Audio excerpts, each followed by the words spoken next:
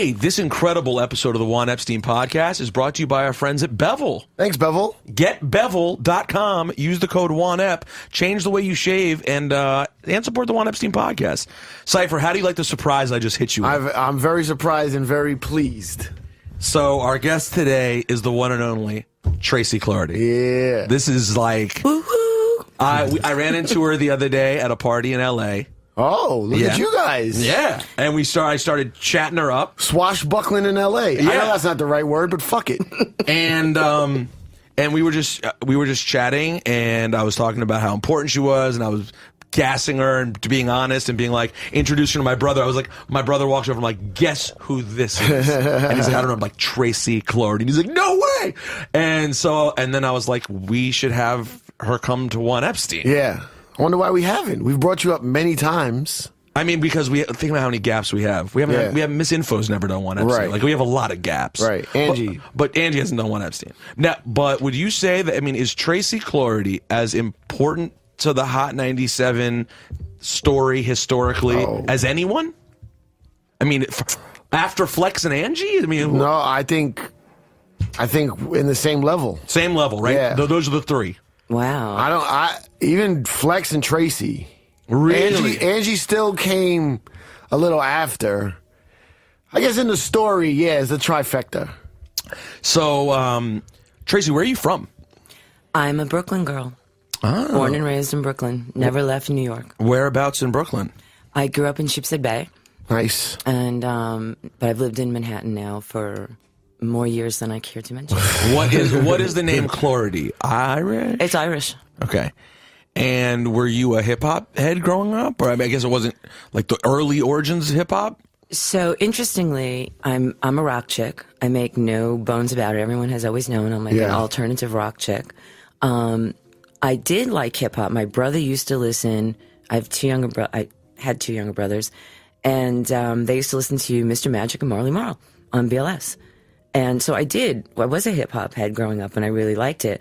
But when I got into radio, it was the furthest thing from my mind that I would end up working or creating a hip-hop radio station. What is now the format of hip-hop radio. Yeah, as we know it. Okay, real quick side note. Did one of your brothers pass away? Yes, he did. Last year. Just last year? Oh, I'm sorry to hear that. Thank you. So yeah, my wife's brother passed away, and she always she's coming up on 5 years now, and still struggles with that have had siblings thing. 'Cause it's like if you say it, it's a conversation, but in your head you always have two. Yes. So it'll never. And she's the same. She had two as well. So when you got into radio, you're thinking rock, like that's what you assumed you would do. Well, how did you get into radio in the first place? Okay, so this is sort of an interesting story. Yeah, we know that's why you're here. I was a radio junkie. I used to listen to WPLJ at the time, which was a rock station. Carol Miller was my idol. And then they switched to a pop station, and she moved over to NEW. And there was not a lot of female DJs. And I listened constantly, and I was one of those people that called in and requested songs and tried to win the contest. And... Anyway, I was a bad student. I ended up dropping out of school. High school? High school. Really? Whoa. Yeah. Okay. I went back to school. I went to college, Right. I was educated. But at the time, I wasn't. Right. And I was working for a health club, and they had a PA system. So you announced when your class was happening. So I was on the PA system one day, and I said, the 12:30 aerobic class is starting upstairs with Tracy. And I was, 14, 15 years old at the time. And I lied about my age to get the job. And some guy came out of the locker room and said, "Who is that on the microphone?" Oh, shit. And I said, "It was me. Why?" And he says, "You've got a great voice. You should get into radio." And I'm thinking, people got paid to do that? So when I decided finally to get my act together and go back to college, I took broadcasting. And I became the PD of the college radio station, which is how I ended up. What college? This was at Kingsborough Community College before I went to NYU. And I got an internship at what was then Hot 103, which was a dance music station. Right. And that's how I started with MS, and I stayed there. So that was 103.5, it was which is now 103.5. KTU. Right. And then we switched dial positions to 97.1, and I was there in the studio when we actually switched the dial position, which was kind of historic, actually. Yeah. Yeah, in retrospect, it's a pretty big deal. Yeah. Wow, so your first internship in radio was with the company that you would be with for 20 years. Yes, and it took me 13 years to go from intern to vice president, which seems like a really long time when it was happening, but now in retrospect doesn't seem like a very long time. No, to go from nothing to you run the entire building. Or just short of the GM. How did I do? I was at 17. Ciph, don't. 10. No, it took me 10 years to go from intern to morning show. So 10 years? Yeah. Because I was there 17 years. Yeah, and we did the bad. morning show 7, roughly. Yeah. That's not that bad. Yeah. But I wanted you on the morning show for a long time. I mean, you knew that was my plan. Yeah, I've learned afterwards. Hold on, we'll get there. Yeah. This is going to be good. Okay, so you started as an intern doing what at 103.5? Just regular programming side? I worked in promotions. Okay, promotions intern. Yeah, so I started in the promotions department, and at the time... Like in a van or some shit? Like, yeah, we used to hand out shit, T-shirts and promotional shit. I hope I can curse. You're fine. Yeah, please. They used to make us move the DJs. Like, interns didn't have the same kind of rights then that they do now. Oh. Like, the DJ needed to be moved, and you'd take the van, and you'd be carrying their stuff. Yeah. You know? So it was a little different. So, but was anyone in the promotions department who ended up sticking around? Yes. The head of the promotions department, Rocco Macri. Rocco, wow. So when you talk about the people that really helped create Hot 97, he should be named as well. And he certainly doesn't get his due, and he really deserves it. If you're not on air or programming, it's hard to get the recognition you need. But it's deserved because it didn't absolutely. happen in a vacuum. Yeah, no, and promotions is obviously very important, especially with the station that was as street popular as Hot 97. They definitely don't get the credit, though. No, they deserve it, though. And you know, the people that helped the imaging, you know, Alan Wilson, who was my creative services director, you know, it was all uncharted territory. Yeah. There was no such thing, and there was a lot of resistance to us doing it, because they didn't think they could sell it. They didn't think it was going to be a viable commodity. So what role were you in by the time, where had you grown to by the time it was ready to make the switch and become the Hot 97 that we know it to be? I was the music director. So you'd become music director when it was still a dance station. Yes. And Flex then started doing these weekend night shows with hip hop. But where did Steve come in? Steve Smith was like... So Steve Smith was brought in as the program director, Right. and we were already playing hip hop. Like, we were already playing it and just sort of not telling anybody. We were just still, you know, Hot 97, dance music, and here's this LL Cool J Mama Said Knock You Out record. Right. You know, and we just... Something hip-hop with it, like you could still kind of dance to it. Right. You weren't playing like grimy underground, but you were playing like big hip-hop records. We were, and there was, you know, it was a very big conflict. The sales department didn't really want to go that way, and nobody knew if it was going to work. And we got this new program director who came from Phoenix, of all places, and he was a very smart man, and he realized that we should probably ride the wave in the direction it was going. And he, you know, why did they bring Steve in? What happened to the PD before that? He got fired, or? Yeah, it was a mutual parting of the ways. He sort of, him and the GM did not really see eye to eye on the future of the radio station. Who was that? The GM, Judy Ellis. No, the PD. Joel Salkowitz. Okay, yeah, I've heard these names. These are all names that I've heard through my history, but didn't know. Yeah, the generation before that, are names I haven't even heard of. Yeah, that goes back to where I think the oldest PD I've heard of is Steve Smith. Right. That's the oldest name I've ever heard. And he stayed for a few years, and then he went out to L.A., and that's when I took over as PD. But you're music director when they decide to go... Sorry, Juan Ep is very, like, niche detail. Yes, like, in depth. You don't have to... You can't just glaze over.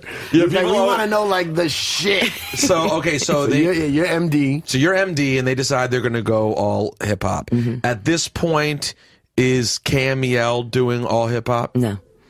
They were, you know what, I shouldn't say that. I'm not really sure of the time. Because that always is a little bit of a debate of who's the K-Day. full... and K-Day, There's always like some K-Day talk. They were definitely playing hip hop. I don't remember, you know, who played more first, and quite frankly, I don't think it's that important. Yeah, but you guys didn't have one thing you were trying to model it after. No, we were creating an entirely new model. We were like, okay, this is because at this point we're talking about 92, 93. Mm-hmm. Hip hop's already it's popular. It's not popular in the way that it is now, but it's a thing that's getting talked about right and left. There's stories about it.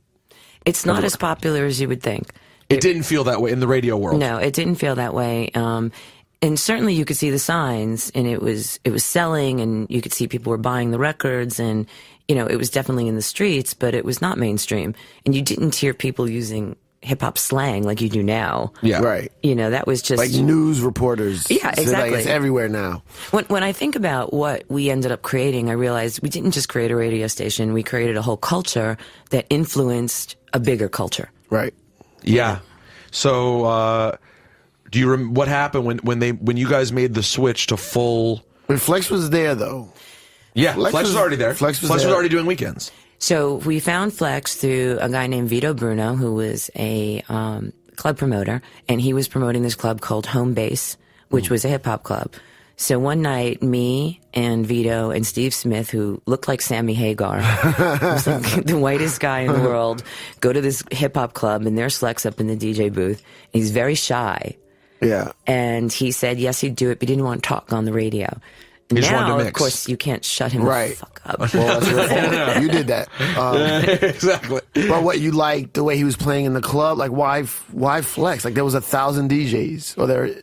Well, we were looking for someone that was sort of new and up and coming, that already was but established in the hip hop world. Right. That He had we a little could- radio experience. He had a little bit, but we didn't want to take somebody. You didn't want Kid Capri. You didn't want a name that was already completely established. Well, we did. We ended up using Kid Capri for a lot of things, but we were trying this out. We were testing it. Right. So he came recommended to us, and we liked his vibe in the club, and we really wanted somebody that could be our own. That Right. could sort of grow with us. Well, you nailed it. Literally, that's exactly what happened. Yeah. So was that Friday Night Street Jam? Is that what he started Yes. right away? Was the Yes. Friday Night Street Jam, and that was him playing all hip hop Yes. at night. Yes. And did you see? Generally people don't talk about nighttime and weekend ratings, but did you guys see that people were keeping the radio station on? Absolutely. And you're like, they're not actually turning it off. They want to hear hip hop. No, they definitely wanted to hear it, and then we extended it. I think it became the Saturday Night Street Jam, and then at some point when we decided, okay, we're going to jump into this pool. We can't just play a little bit and pretend. Let's do this. We put him on like 6 nights a week. And at that point, when he was doing Friday Night Street Jam, this is the end still of Kiss and BLS still doing mix show on Friday and Not Saturday really night the too. end. Not the end, but like the end of the glory. We know now it was towards It was the end. but it wasn't at the time. At the time, it didn't seem like the end. It was the shit. Right. But that's still when they were playing their most hip hop too. Right. Was Friday night and Saturday night. Mm-hmm. So, But theirs was definitely an older feel, an older vibe. It was very limited. They weren't playing anything during the day. They day parted heavily. They weren't taking chances on some of the newer stuff like a Smith & Wesson, things like that, and we were.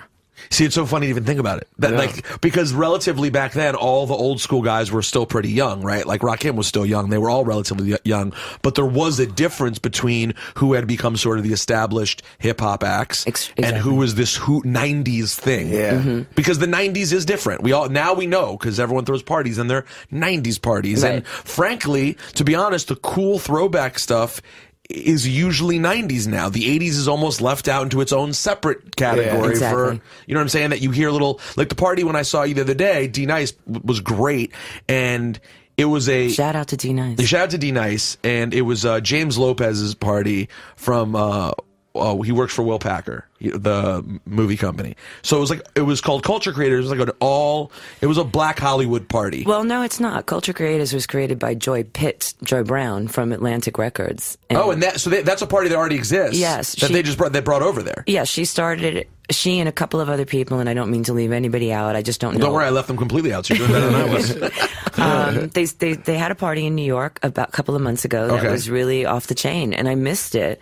And it was all about 90s, the people that helped create the 90s hip hop culture. Shit. And it was, I'm told, and I'm really upset that I missed it. So it was supposedly great. And when they decided to do an LA one during the weekend of the Grammys, I was like, okay, no matter what else I'm doing that night, I'm going to make it my business to be there. And I'm glad I did. Got it. So it was just a Culture Creators party that the person who invited me, who I knew of it from, Yes, was this guy who works for Will Packer. So, but it was that kind of crowd, meaning for a Grammys weekend, I felt like it was the cool black music Hollywood scene was kind of at this party. And right? there was some interest. I mean, like Diplo showed up. Oh, yeah. Then Skrillex and like... Chris Rock came. Yeah, it was like a good, cool mix. Yeah. but the vibe was, you know, even the way D-Nice played was mostly 90s, lots of Bad Boy, lots of Biggie. And then when you get the 80s moments, there's spikes for like 1 second. Right. Well, it wasn't the same volume of music either in the 80s from hip hop. No, you're right. I mean, it was completely, we always talk about that. It was when the genre wasn't even a full genre. It was like at the record stores, it was part of the soul section. It wasn't even a full thing. So anyways, everything changes around this time as we get to the early 90s and you guys make the switch. What was the moment like? Was there press? Did people care? Like, did David Hinckley or whoever was there at the time write about this switch? Yes. We did get quite a bit of press. And in the radio space, people sort of thought we were crazy.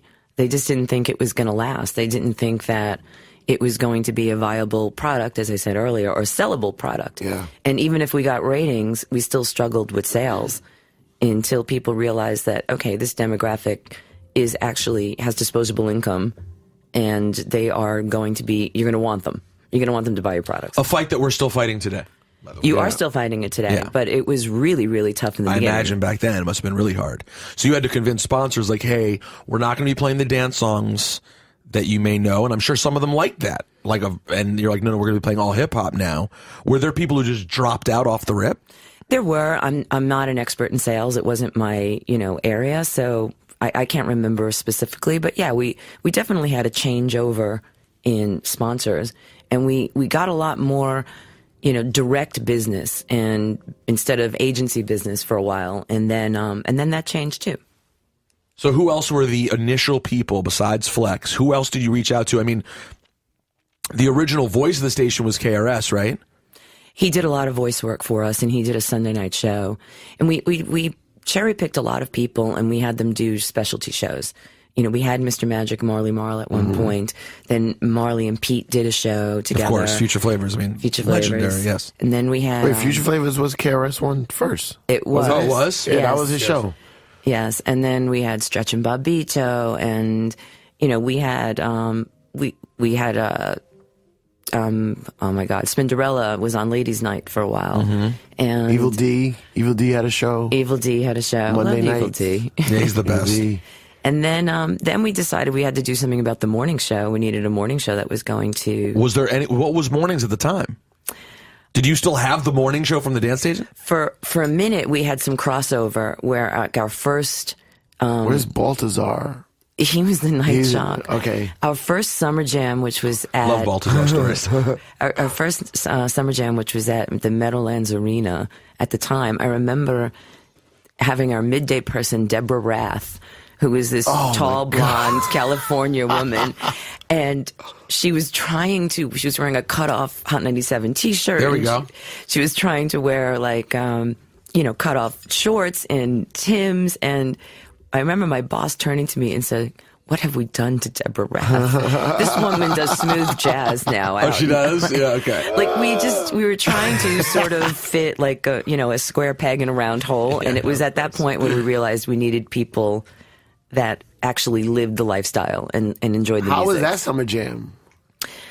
We had everybody in the world on it, like Black Moon. Yeah. Like we had all of these smaller acts and a couple of bigger name acts, but there was like 13 or 14 of them that had probably never been in a place bigger than 1,000 seats, let alone 16,000. And this is Summer Jam 93, 94. You can't ask me, Dave. I know. I can tell already. I can't. Was it sold out? Do you remember it being sold out? It did sell out. It didn't sell out immediately, but it did sell out.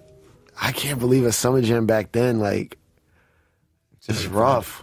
Well, it's just interesting to think about because, that's actually the one thing that, makes arguments hard for me, right? Like, I'm always having the argument with people of, Hot 97 has for a long, long time been more commercial than you realize because people act as if Hot spent 15 years playing All Black Moon, right? And it wasn't like that. Not true. But at the beginning, it really was pretty underground out of the gate. Yes, it was underground because this music wasn't being played, but we day partied and we played, softer stuff. And at that point, there were some real legitimate hits. Naughty by Nature had legitimate hits, and Do you want? Here's the list according to Wikipedia for Summer Jam 1994. Okay, Wu-Tang Clan, Queen Latifah, Arrested Development, Gangstar, Black Moon. Wait for it. King Just. You had a big record, man. Big record. You had a big record. A Tribe Called Quest. Domino. Nas. Domino? Yeah, Domino. Wow. Big record. Nas. Sudden Change. And SWV. Does that sound right? Yeah. I don't even know what Sudden Change is. Some random R&B group from back Right, then. because we needed to have balance. You had to balance and it out. They had a hit record. So it's not a bad lineup because considering how many of those are still relevant. Yeah, right? No. I mean, the fact that you had Tribe and Wu-Tang on the same show, if you were able to pull that off for a festival right now, in 2016, you could go around the world and do like 40,000 seaters. Yeah. With Tribe and Wu-Tang as your headlining I can act. actually top that, though. We had, before we did Summer Jam, we had a promotion called Hot Night, which was sort of a holdover from when we were a dance station. And we had it I remember, at the Palladium. And we had Tribe, Leaders of the New School, Mary J. Blige, who brought Biggie out. She did like a whole nice of her. 411 remix album, Wow. Out there. I mean, so we had some Onyx. I mean, we had some crazy people on the precursor to what was Summer Jam. And this is just at Palladium, like on a much smaller scale. And we were shut down. Like, everything was shut. Like, the police shut us down. And it was just, we realized we needed to move into a bigger venue. By the way, it bothers me that on Wikipedia, no disrespect, 'cause he's my guy, but on Wikipedia, the picture, the first, they just choose like a random picture for the thing. It's T-Pain. Like, I love T-Pain, but it's totally random that he's the only picture. That is T-Pain, right? It's a weird picture of T-Pain. Right? It looks like it. I mean, that's what you think. Anyways, so how quickly does it become a thing? Does Hot 97 become like a real piece of conversation? Very quickly, actually. Like, within a year. We really started to see the results. It was climbing, and it was steady. It was a couple of tenths of a point, a tenth of a point, 2/10 of a point. But that adds up in radio. Yeah. When you were basically hovering in the high 3s or 4s, and you suddenly start to grow, and the growth just continued as we got a good morning show, and we really started to hone what we were going to do, and we put together this marketing campaign. And again, props to Rocco Macri, who doesn't get props for it. We did Ed and Dre in these crazy costumes. So is Ed and Dre the first iteration of the Hot 97 morning show? You know what? There were other trials things that we did in there, but that ended up being the first morning show that we put money behind and promoted. Anyone else of note that got an opportunity at the morning show? Had to have dug some other people up. You know what? I honestly, it was 20 years ago. No. And I've smoked a lot of weed in my life. Yeah. I mean, someone like a Moni Love, like someone else had to have gotten thrown in there. I'm guessing. Moni Love was on the air. Moni was on the air. She was on the air. Okay, she was on a the jock. morning. She was one of our weekend people too. And she's my girl. I still talk to her. Oh, she's great. And Ed and Dre, have a history at that point already. They were already a known commodity. And did they? Was that was a big piece of the puzzle? It was a huge piece because we had not made any noise in Morning Drive ever in any of the things that we used to have when we were a dance station. So this is the first time that we had a morning show that was sort of on a competitive level with other morning shows. And it was very, very targeted to the demographic we were looking to serve. Now, how is this going for you at this point as a woman, as a white woman? Everything. Oh, hello. Hello. I mean, that had to be. I mean, I think I'm trying to decide what I think is more noticeable. I'm guessing the woman part would probably be the source of more bullshit than the white part.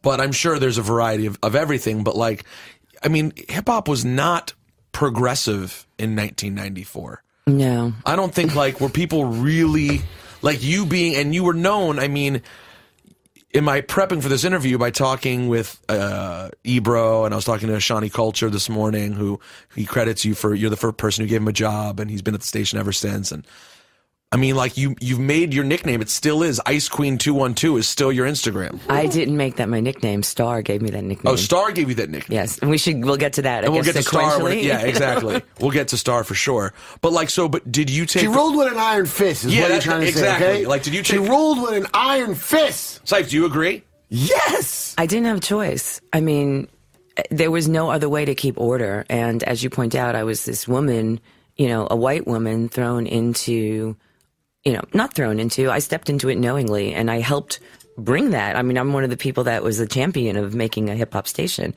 And I was out there. I was deep in the clubs. I was in. That's what I was saying. How did you find out about records? Like, you were like, I was deep always on your game. in the clubs. I was in Tunnel. I was in Palladium. Everyone knew to find me in Palladium on a Friday night. My best friend at the time ran the club. I used to be a smoker. We'd be upstairs smoking. The busboys would bring us drinks. People would find us. That's the first time that Jay-Z and Damon Dash, they found me at the Palladium. Like, they came and they knew where to find me. You can find me at Tunnel. You'd find me at all these different parties. I really lived the lifestyle. And it was hard at first, you had to earn respect. You always have to earn respect. But I could not let people walk on me. So I sort of had to rule with that iron fist. Where does that come from? Is that like your upbringing? Is that something you picked up? Like, how'd you know that would work? Like, did you have a tough family? You know what I'm saying? Like, No, I just knew that there was no way I could be a doormat. But what, you like that when it was like hot 103, like when it was a dance station, or when it became hip hop, you were like, all right, let me turn this shit on. Like, I think in certain circumstances I probably was. There's probably something in me that is just naturally a more dominant person in that sense, but the situation didn't call for it. When you were a dance station, they didn't show up with 30 people. Right, goons and shit, packing weapons. Yeah. Like, I never had to deal with that until we became a hip-hop station, and I never had to deal with shootings or people smoking weed in the studios. Right. Like, all of these circumstances were new, and I had to deal with it at that moment. But you're from New York, so... I'm from Brooklyn. So you've seen it. Yeah, so, I mean... Look, here's the deal. If I didn't keep that kind of order, there would have been a lot more disastrous occurrences. Yeah. And as it turned out, there were only a few disastrous occurrences. Good ones, though. Yeah, really classic ones. How much of the Wild Wild West was it in the station at the time? Like, the amount of weeds. At first, when the doors open, I have to imagine the amount of rappers showing up and smoking blunts while they're there had to be crazy. Not as many as you think, because we said, no, you can't do this. And they had never had the outlet of radio before. So they were happy to have the outlet too. So in some sense, they sort of were on their best behavior in a lot of ways, because it could go away. Who were some of the people who were early friends of the station, artists who were like, I want to be here. I'm going to show up at the events. I'm going to be on air when you need me on air. Yeah, like, who were the first Hot 97 artists? Naughty by Nature. The whole, like, flavor unit, gang was there from the beginning. too? Latifah too. They really, really supported us early on. LL Cool J, really, Def Jam. I went up and I introduced myself one day to Russell Simmons at the Time Cafe. He and I had only spoken on the phone. And he put down his cell phone, which was the size of a brick. Of course. And he's like, I got to go. Tracy Cloherty is here. And I was like, he knows who I am. And he was like, of course. We talked on the phone, and you've been playing my records. And so Def Jam got into business with us really, really early on, too. Even Russell did not manage to say anything psychotic or disrespectful the first time you met him? Russell's Russell. He's going, there's always a chance that even if he respects you, he'll be like, turn around, let me see your ass real quick. I mean, he is a lunatic. Yeah, he has always been great to me, and I love him to death, and I have done lots of business with him, and he's been a huge supporter. And so right away he understood the importance and was absolutely, if you needed artists for something, he would make it happen. Yeah, and the artists themselves had, like I said, they'd never had this platform, so for them it was like, oh my God, you're putting me on a billboard. Oh my God, you're putting me on. I remember the first time we had Biggie in the arena, and I'm walking with Puffy, and we're going through, sort of the sound check and the layout, and he said, oh my God, he goes, you're putting Biggie in an arena. It wasn't done. You didn't see hip hop artists in an arena, so they didn't want that to go away either. So they really worked with us. Some of it is just, people are people and the culture is the culture. There's going to be some instances which were not so pleasant, but for the most part, everybody really wanted this to succeed. Yeah. Everybody had a vested interest in it. I have a real jealousy of people who got to be around. I'm just not an innovator enough. Because I wish I was around through true innovation, meaning you don't know what's next. Like you were, listen, I made my dream come true. I made it to Hot 97. By the time I got there, though, it's a great regular radio station, but it's a regular radio station. It's a job. You go there. It's different than other places. Yeah. But still. I feel you. You know what I'm saying? Like the fact that you were just flying by the seat of your pants, not really knowing where this whole fucking thing's going to go, must have been amazing. What were some of the early songs?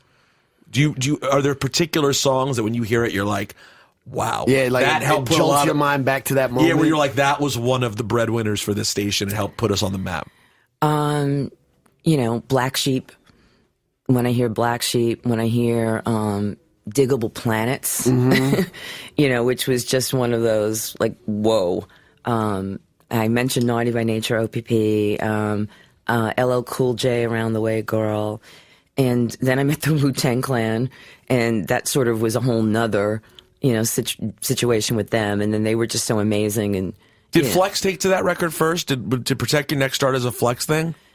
It started definitely on the mix shows. It didn't start with me. Most of it started on the mix shows, and then I picked it up from there. And that's what we had the mix shows for. And so let's go back to Flex a little bit. Talk about his evolution from, I don't want to talk on the radio, to the person who we now know. You know, again, I guess people have something in them. You know, you asked about me with the iron fist. I guess there must have been a little bit of that in me to begin with. And I guess there must have been a little bit of an egomaniacal person in Flex. Oh, yeah. Flex definitely, maybe he was shy and not wanting to talk on the mic back then because he was just all about DJing and the music. But he had some people that he felt disrespected him and had a vendetta against him. You know what I'm saying? Like, you've heard stories of him, like, whoever, I think he got fired from the radio, and then he called the label, and the label's like, you just a regular nigga now. And that fueled, to this day, he tells that story, like, that fueled him. You know, that's an interesting point you bring up, because you develop this false sense of that you matter.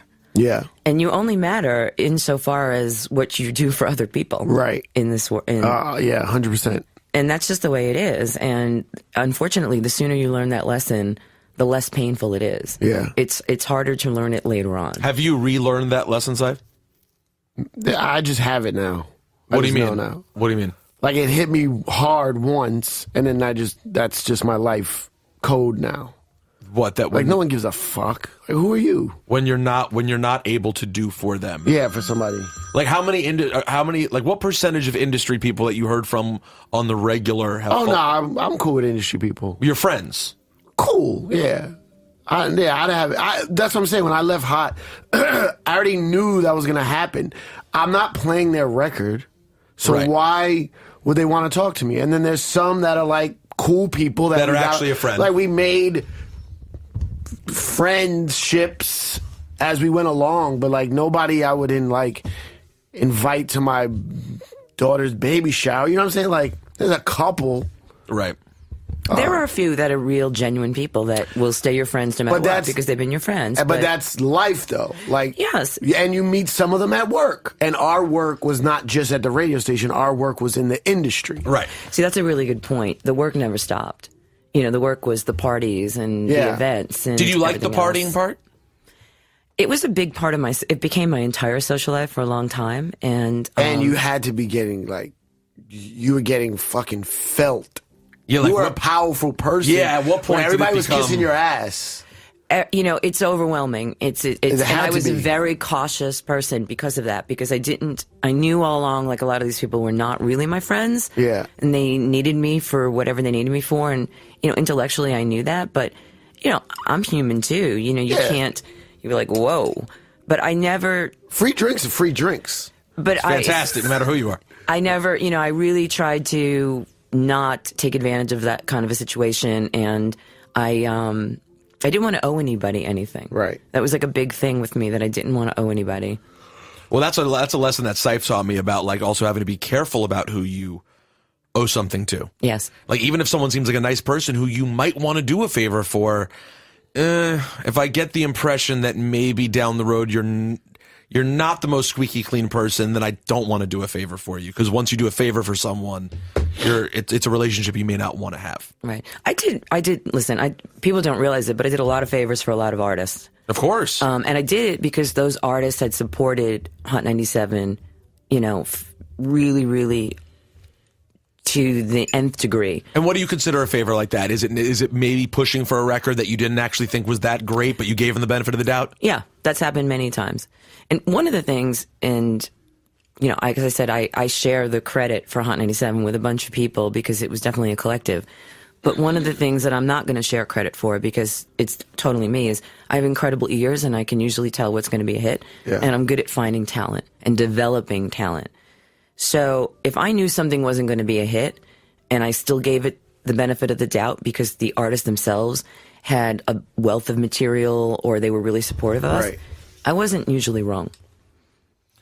Wait, so you're not wrong, so it wasn't a hit? It wasn't a hit. But their next record probably was. Right, because you're not going to bat 1,000 all the time, But you still played it because they asked for it. Because I wanted to support the artists in the same way they supported us.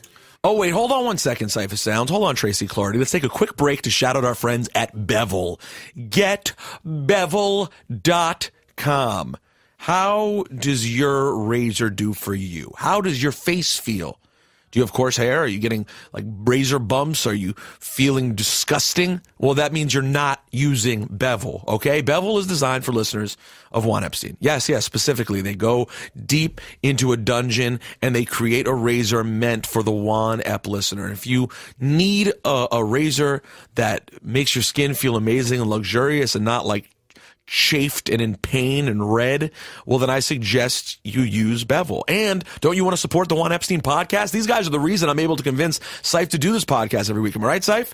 So head over to getbevel.com and use the code WANEP. That's getbevel.com. Use the code WANEP and they'll hook you up with that discount right now. All right? Getbevel.com. So why eventually did you go away from Ed and Dre? Did the money get too crazy?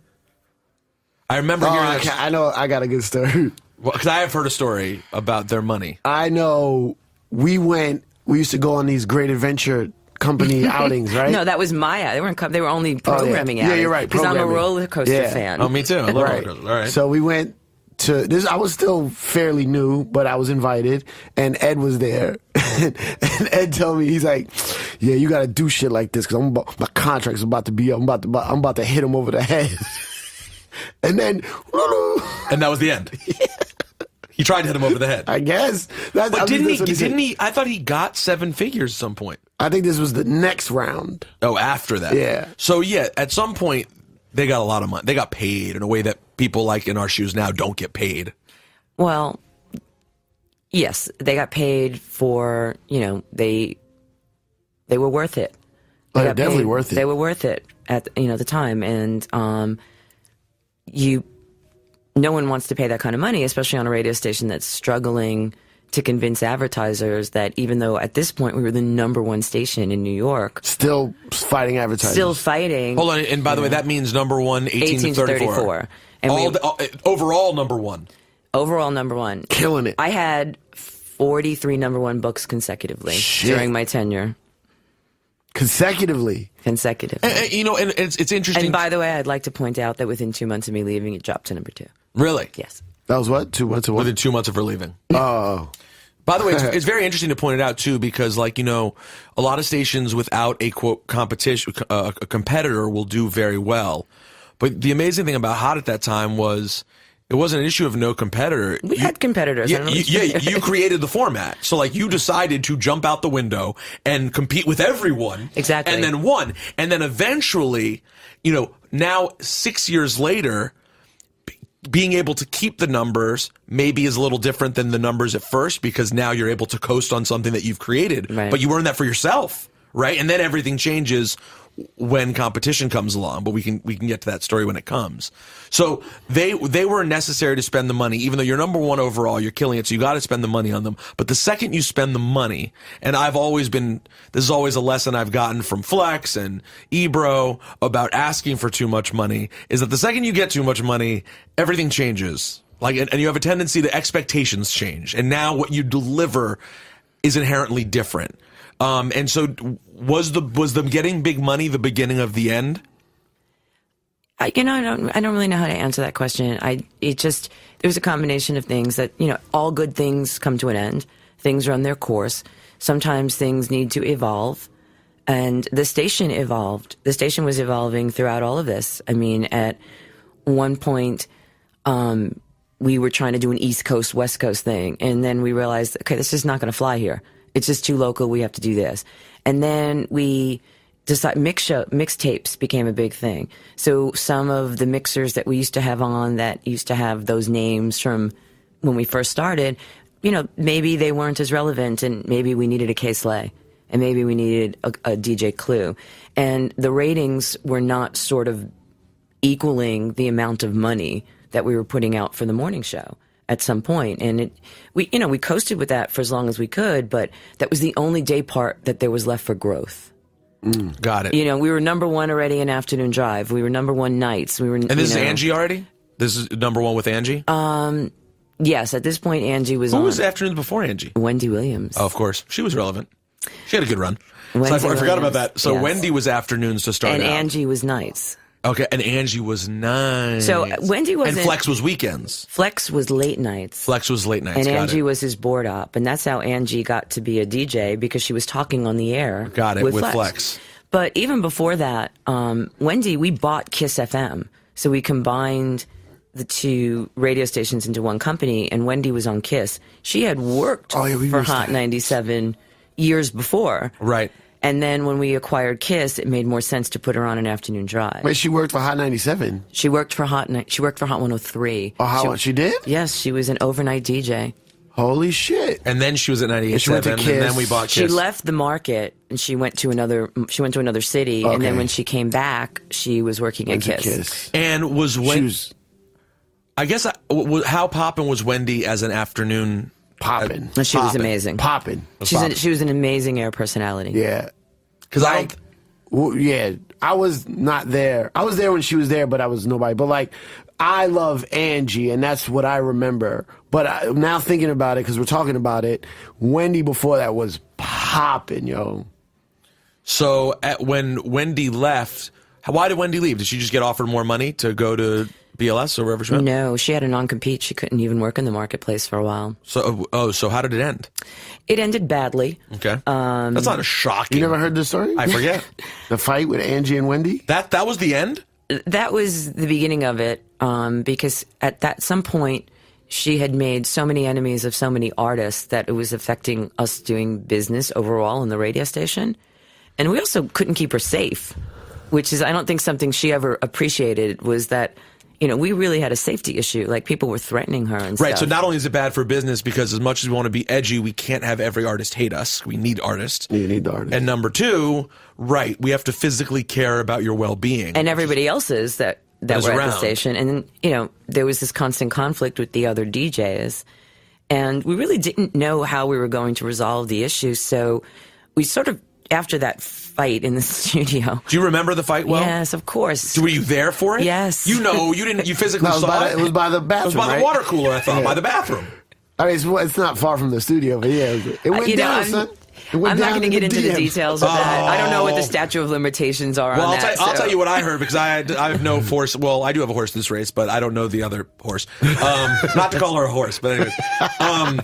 But the story as I know it was that, and granted, the winners tell the story, and at Hot 97, obviously Angie was the winner. The story as I know it is that Wendy said something, and then Angie saw her and came up to her in the hallway, and Angie She said something about Q-Tip, I think. Oh, and then Angie punched her in the face. That's the story that I know. Angie was going out with Q-Tip at the time, and Angie punched her in the face. Is that close to what you've heard? You recall? There's probably a lot more details, but that just again, I don't want to be to people's business. There's good. You're handling it. Angie's about to put out a book. You think it's not in the book? It better it gotta be in the book. If Angie doesn't put it in the book, we got a fucking problem. You know what? It's Angie's story to tell. Okay. But I will tell you that, I was sitting in my office and Angie came into me and basically said, okay, this just happened. And then I went back there to find Wendy brandishing a broom. What? Grab the broom. Where the fuck did she get a broom? I still wouldn't know where to find a broom at Hot 97. It was just one of those. There was so many surreal things that have happened. Like I can tell you so many crazy stories. From Father MC to being served on the air with. Oh yeah. Papers for unpaid child support. No way. Father MC getting served papers as a father while on the air. While on the air.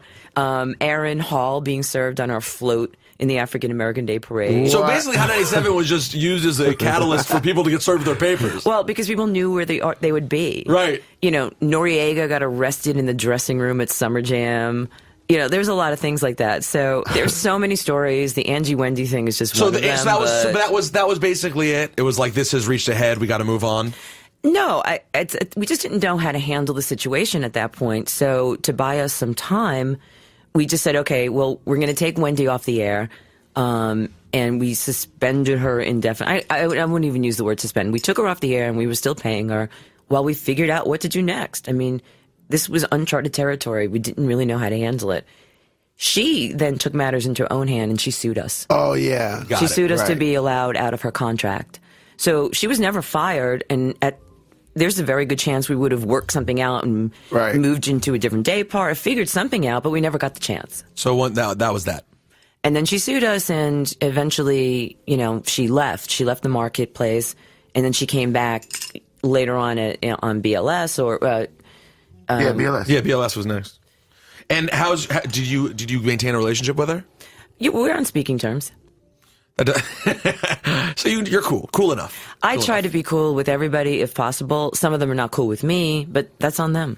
How are you and Angie? You and Angie cool? We're having dinner Wednesday. So cool. Yeah. All right, well, send her my love. I will. I love Angie. Because I forgot when we were at Hot, and I'm telling this story as a young intern, like just kind of like hearing in the hallways and hearing. So Spanish at the time, by the way. Very so Puerto Spanish. Rican. You were so Puerto Rican back then. He was so skinny. I'm actually more Puerto Rican now. Really? I wasn't Puerto Rican back then at all. But you looked so Puerto Rican. No. Big shirts, chains, that was hip-hop. Skinny. I know. But That it made was you look the more Puerto Rican. hip-hop I know. That was hip-hop. Now he's such like a white improv nerd. But then I remember like when I first heard Hot or Emmis was buying Kiss, and everybody I was like, that's when I first realized like, oh, shit could just change in radio at any moment. Like, who the fuck saw that coming?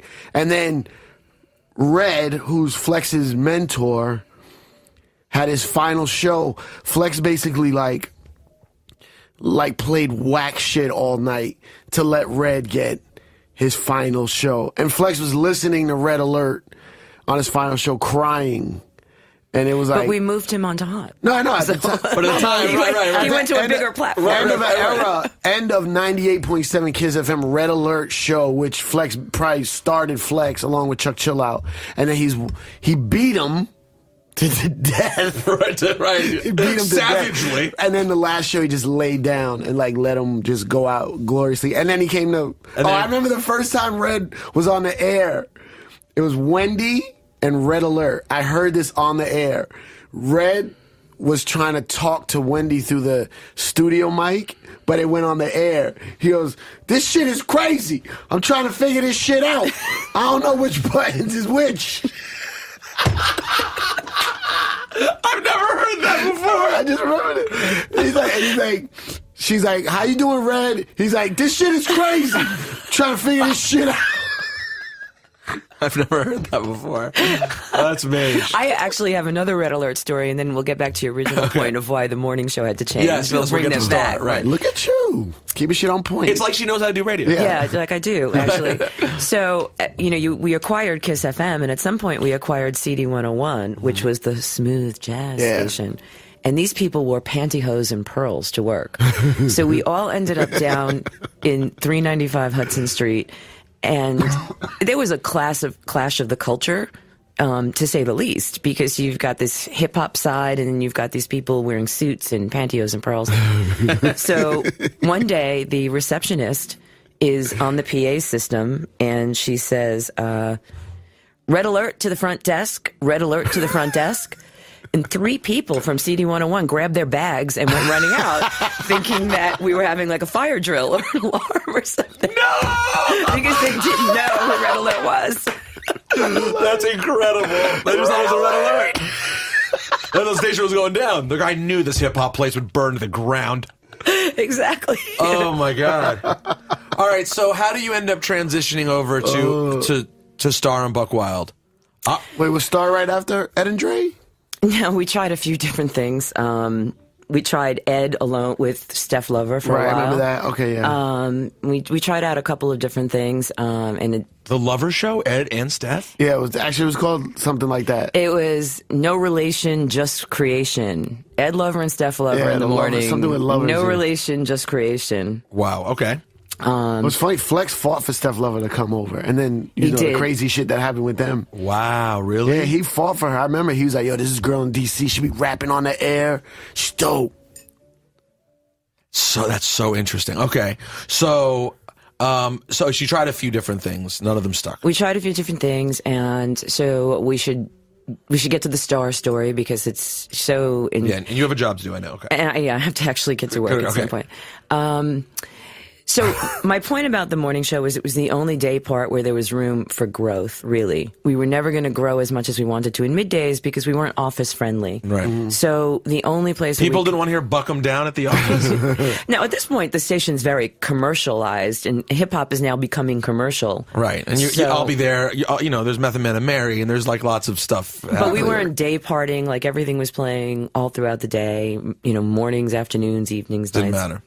So I got this package in the mail from someone that wanted to be a writer for Ed Lover and Dr. Dre. And it sat on my desk in a pile for about a month. And I was finally cleaning out my desk. And I popped in the cassette and I started to read through some of the stuff, which was not very well spelled, but was actually funny.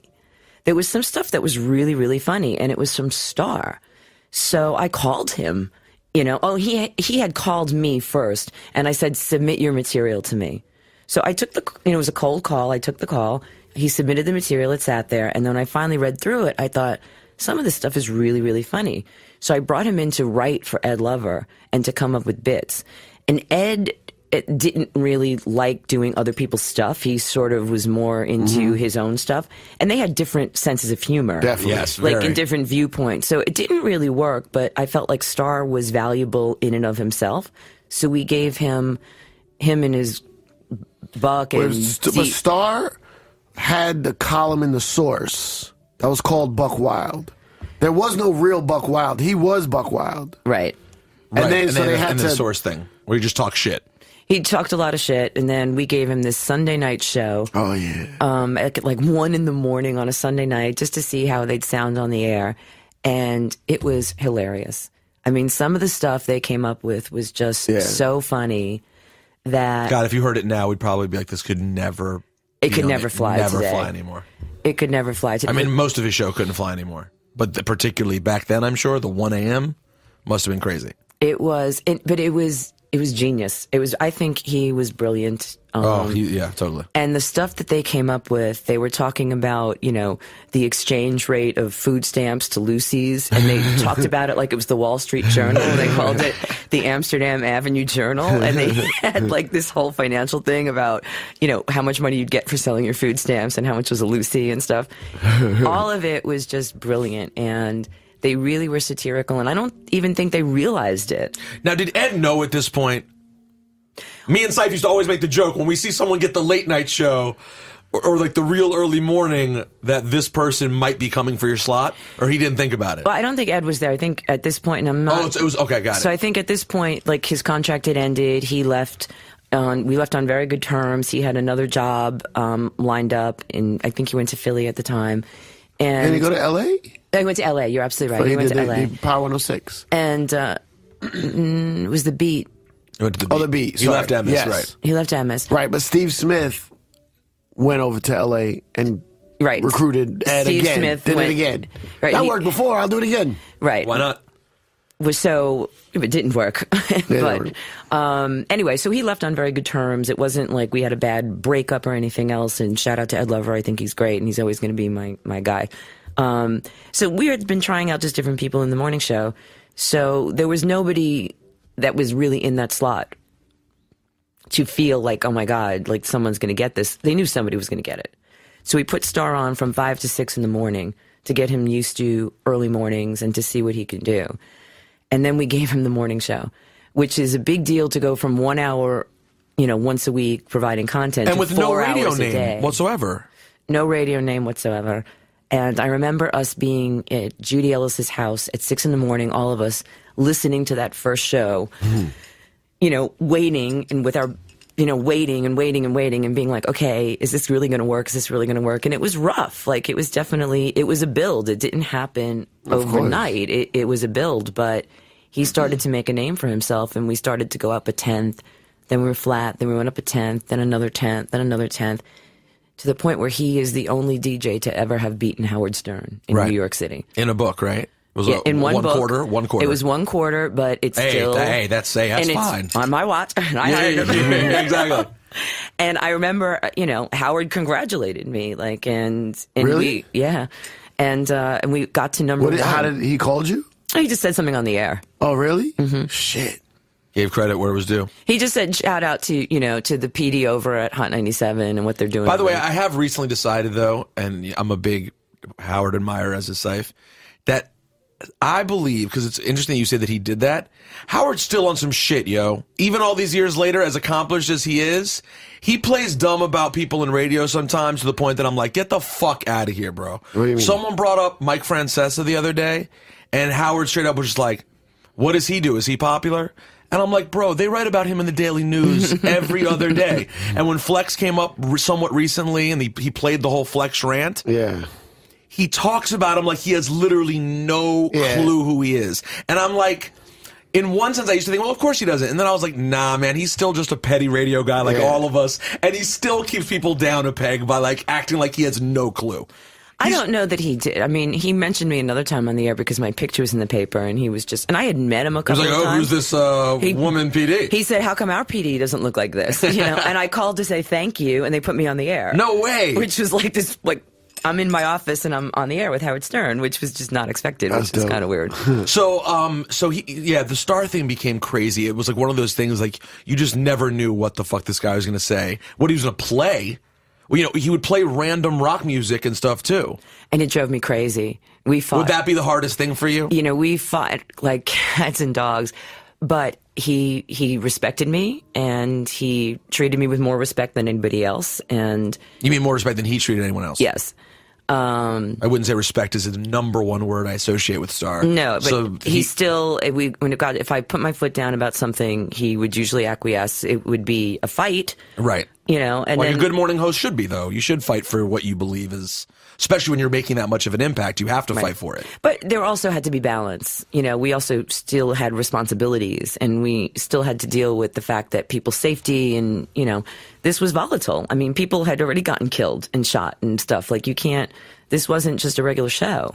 We actually impacted people's lives and deaths. And, we just had to balance that responsibility. So, Star, he was amazing. He was brilliant. And I don't think you could get away with that on radio anymore, but that's what really, it was a big platform. And the hater. He did something. The hater. There was no reality TV. There was no this people putting people down. Or he was sort of instead of just kissing people's asses, he was just putting it out there. This is how he felt. And he did things that sometimes I'd be in my bed listening at 6 a.m, crying in laughter. Which I would never admit that then, because he would be saying shit about an artist or whatever, and I'd be saying, "Oh my God, this is so true." Now you also then were still there when it ended for Star, and he went to Power. Yes, but I guess real quick, and we still beat him. And I know, and we got to wrap. I know we got to wrap up. You got to go to work, but this is not even it. We're not even in the middle. I know. We're gonna hold on. But what happens when Power 105 goes on the air? That had to be somewhat a big deal. It changes the landscape of we were still radio. number one, so it didn't impact us as much as people thought it was going to impact us. Well, not on your there. watch. Okay. I don't know what happened on anyone else's watch, but not. But on my watch. They didn't. So, but didn't they start out with this whole no commercials ever? They had a month. They did a month of zero commercials, right? I don't remember what they started with. It was a long time ago, and it wasn't. What they did do was they brought back a bunch of people that I had basically created. and fired or taken them off the air for whatever reason, or they had left because their time was done. I don't want to come across as sounding, bitchy in that way. I'm not trying to be. These people had their time and it was over. So they brought back a lot of those people hoping to recreate something. You can't always recreate a moment in time, especially in something like hip hop where it's ever changing and fluid and, evolving. So they ended up coming across as sounding a little bit dated and older demographic than what we were doing. So it wasn't as big of an impact as people thought it would be. They certainly had some, and, they had smart people, working over there, but they changed a lot since then, too. Yeah, a lot.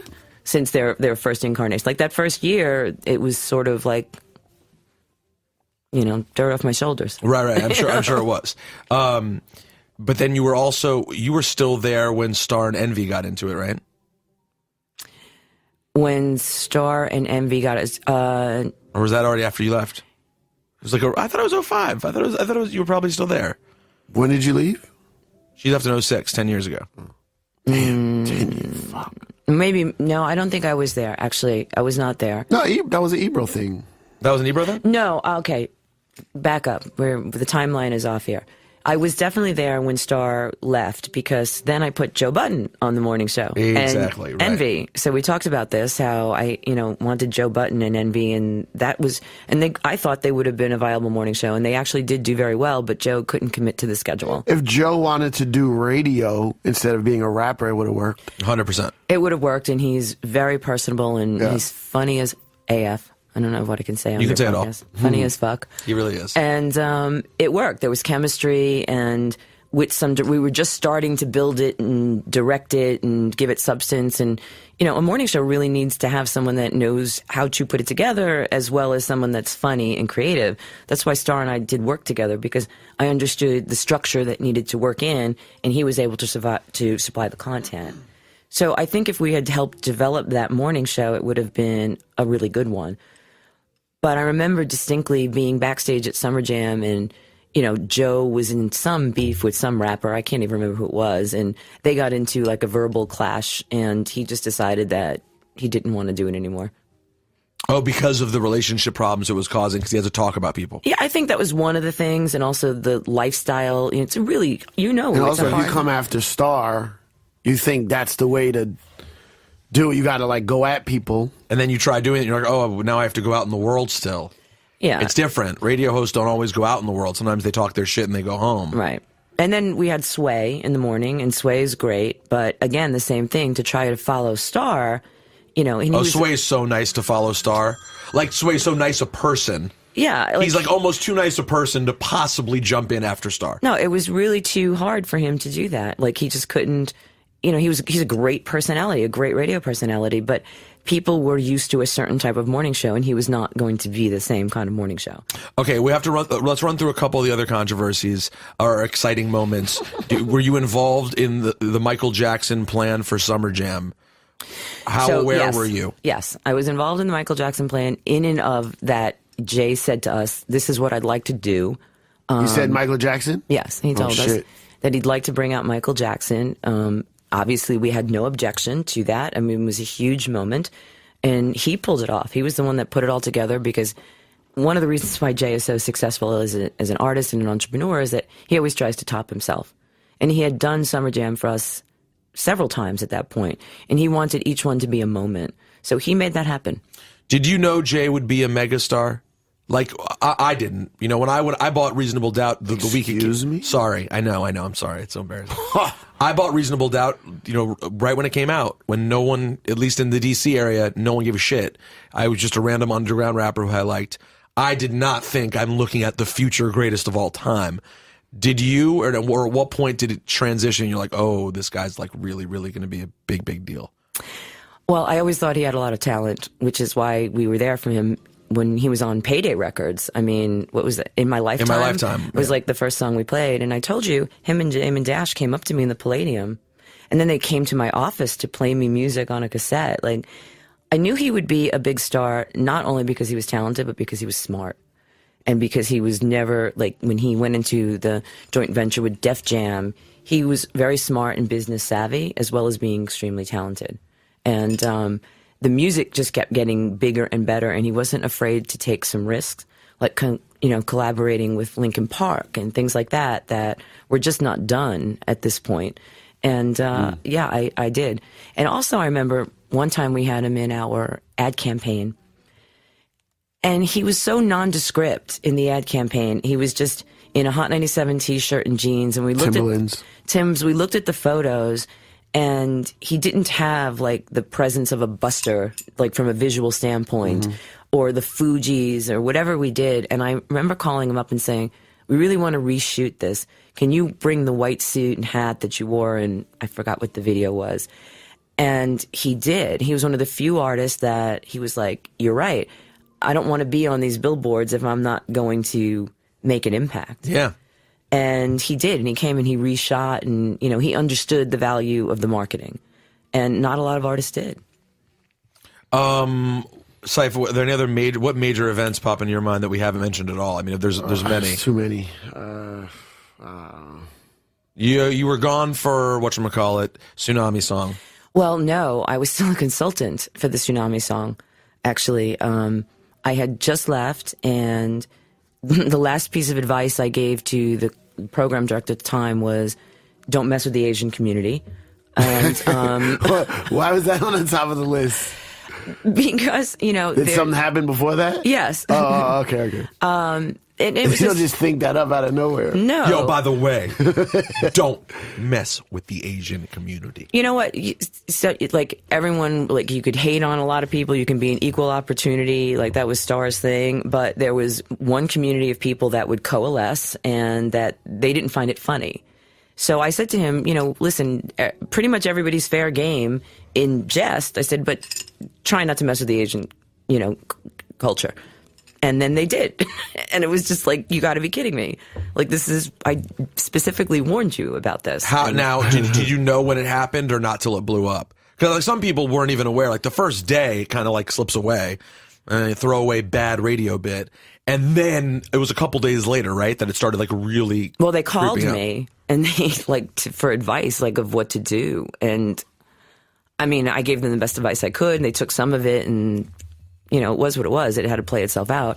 I feel very badly that a bunch of people lost their jobs over it when they didn't do that in a vacuum either. Right. It was a horrible bit, by the way. You know me. If something's really offensive, I'm able to point out offensive but funny. Nothing's worse than offensive and not funny. Like, that's as bad. Like, when I heard it, I was like, where's the punchline? You're literally just like, this is horrible. It was a bad bit, but people knew it was going on the air. And it happened. You know, they knew that it was happening. It was not put on the air, you know, without anyone's knowledge. Do you remember hearing the Star Aaliyah stuff? Well, yes, because I was there at the time. I know. Did you know it was bad, though, when it happened on the air? Were you like, oh? Or was it throwaway at the time? And it was one of those, you know, you're laying in bed at 7 a.m. and you hear this and you're like, oh my God, what did he do now? And you get there and you realize that it was it was a little bit more contrived than that. You know, that they definitely had talked about it in the room, and, you know, Ms. Jones was going to have her stance on it because she didn't agree with it. And she said, you can do it. But I'm going to make sure that I'm going to distance myself from this. So, you know, his job is to get ratings, and it was in extremely bad taste. But in his mind, he was doing his job, which was to create controversy. And he certainly succeeded at that. Did Dame come to the station? Is that true? I believe he did. I just don't remember. A lot of people came. There was a lot of backlash around that. Backhands, too. Hey-o! Hey-o! Is there one thing besides the 43, was it 43 straight books? Yes. What else are you most proud of about the legacy there? And and Cipha Sounds, of course, molding him. And what are you most proud of? And also, does Hot 97 come up every single day of your life? Does someone bring it up to you every day? Or are you at a point now where you're deep in BET, you're living your own life, you're not thinking about Hot 97? I haven't listened to Hot 97 in Thanks a lot, Trace. many years. I've got to be really, really honest about that. It's probably been a good 3-4 years. Well, because you weren't interested once you were gone? because doesn't remind you of what it used to be, because you just like moving forward? Like, what's the why? Well, a combination of reasons. One, hip-hop's not my first love in terms of music. So if I'm listening, and I went into alt-rock radio after I left, Hot 97, so I sort of immersed myself in a whole nother culture. And that is my first choice of music to listen to. And then, the station changed, radio changed. I don't spend a lot of time with the radio, period. When I got a car, I started listening to the radio again, but now I listen to satellite radio most of the time because I can choose what music I want to hear. And I'm not a morning person, so I wasn't listening to morning radio anyway. So it was less about not really liking it and more like it just didn't really suit my lifestyle. It's not really who you are when you're not working in it. Yeah, and it didn't suit my lifestyle at that point. And what are you, and what about what you're proud of besides the domination of 4 years of straight books? 4 years. 11 years. Sorry, but 43 straight. Sorry. Overall 11. So it's 4 books a year. Oh, shit, I forgot. Sorry. Books were different back Forgot then. it wasn't monthlies then. It was quarterly. So My bad. I was number one for 11 years 11 straight. years straight. Yes. Yeah, so guys, around 6-7 years ago it changed and it became these stupid monthly books. So that's where my head was. But yes, so 43 books over 11 years. Besides that. I mean, That's a hard one to beat. Being part of something, creating something that is so enduring and has become it became a global phenomena even before the internet. Like people would go into Europe and there would be Hot 97 bootleg mixtapes being sold on the street. And this is before the internet. So how did they even know? To me, that was kind of amazing that we influenced the culture so much that slang is now being used by newscasters, that these people are now fashion designers with $1 million industries, that they're household names, that, white dudes on OkCupid say things to me like for shizzle, What do you mean white guys on OkCupid? Rewind. Are you on OkCupid? Yeah, absolutely. I'm writing a book about it. About your experience in the dating world, like the online dating world? Yeah, I don't actually date any of them. I just save the funny messages and I post them on my Facebook. I have a huge following for it. No way. Now, real quick, give out the places where people can find you socially. So you can't find me on Facebook unless we're actually friends, and that's sort of personal for me. But you can follow me on Twitter at Tracy Cloherty. I'm almost never on Twitter, but please follow me. I am on Instagram. It's Ice Queen 212. Star gave me that nickname. We never talked about it. Right. Why did Star give you that nickname? Because he said I was a cold bitch. Okay. And naturally. And I liked it, so I kept it, and it sort of stuck, and now it's just become a joke, and I've had it for a long, long time. Shawnee told me he remembered that on your office door at some point you had a life-size Missy She's a Bitch promo poster. And my boss did, too. My boss said, Judy? Yeah, she took one home with her. Oh, you guys both like that? Yeah, we definitely love that. And did you always keep a good relationship with this, sorry guys, inside radio talk, with the Rick Cummings and the Jeff Samuelians? So Rick and I had dinner last Friday. So we are still in touch, and we still see each other on a regular basis. Judy is still one of my, dearest friends, and what does she do? She's retired, traveling the world, having a great time. Living the so life. Yeah, I try to stay on good terms with everyone, and I love these people. I spent 20 years of my life with them. Had you seen Big Cap at any point recently before he passed? I had not, and I was really actually devastated by that because he was one of the nicest guys I've ever met in my life. Okay, this is what we've been going over. Like, when someone passes away, everyone's like, oh, they were so nice. He really was the nicest guy. He was a doll. Like, I can't get over that part of it.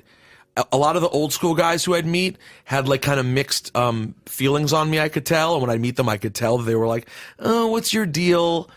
Not Big Cap. It was just like, hey, like he was just such a nice guy. He really, really was. And Ciph credited him a few weeks ago on the podcast, one of my favorite parts of that podcast, that he flexed in stealing records from his underlings, like Ciph and Big Cap.